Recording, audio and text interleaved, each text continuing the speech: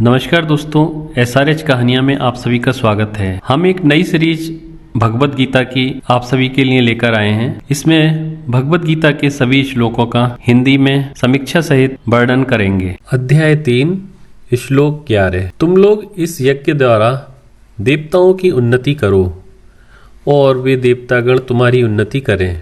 इस प्रकार परस्पर उन्नति करते हुए परम श्रेय को तुम प्राप्त होगे। वैदिक सिद्धांत के अनुसार सर्वशक्तिमान ईश्वर एक है। उसकी यह सर्वशक्ति प्रकृति में अनेक प्रकार से व्यक्त होकर सदैव कार्य करती है। विभिन्न प्रकार से व्यक्त परिच्छिन्न शक्तियों के विभिन्न नियामक हैं, उन्हें देवता कहते हैं। इन सबके नाम भी वेदों में बताए हैं, जैसे अग्नि, वायु, इंद्र आदि।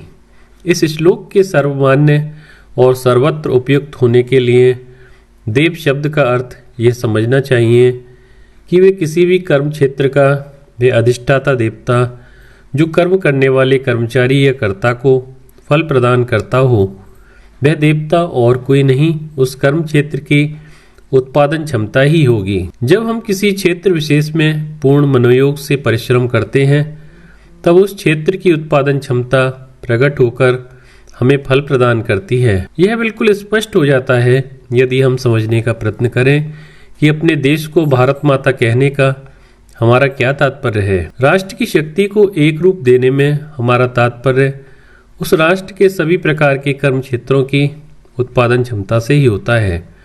इसमें कोई संदेह नहीं है कि कहीं पर भी निर्माण की जो क्षमता अव्यक्त रूप में रहती है, उसे व्यक्त करने के लिए आवश्यक है केवल मनुष्य का परिश्रम। इस अव्यक्त क्षमता को कहते हैं देव। इन देवों को यज्ञ कर्म से प्रसन्न कर उनका आवाहन किए जाने पर वे प्रकट होकर यज्ञकर्ता को फल प्रदान कर प्रसन्न करेंगे। इस प्रकार परस्पर उन्नति कर मनुष्य परम श्रेय को प्राप्त करेगा। यह ब्रह्मा जी का दिव्य उपदेश इस श्लोक में श्री कृष्ण ने बताया। इस सेवा धर्म का पालन प्रकृति में सर्वत्र होता दिखाई देता है।